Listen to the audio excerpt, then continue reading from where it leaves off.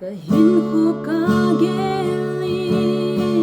lung lay hakngi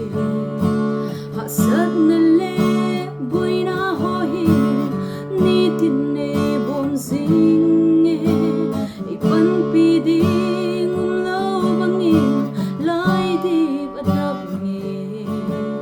Pakai kan ngay na vang ahing sing Keidin pakai aphae o Keidin aphae kalam lungin kilang hi sangle Hitsikin kahe yung pising ingay lupina hi Keidin pakai aphae Vezing na ngay lu nagkihay mang santo Musa si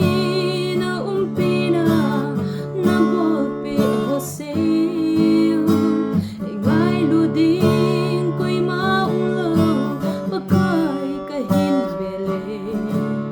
Tang mabaw na hikinem na vaen su Keidin pakai aphae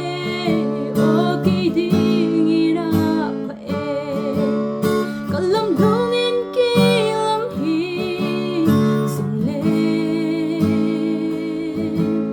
Hitsikin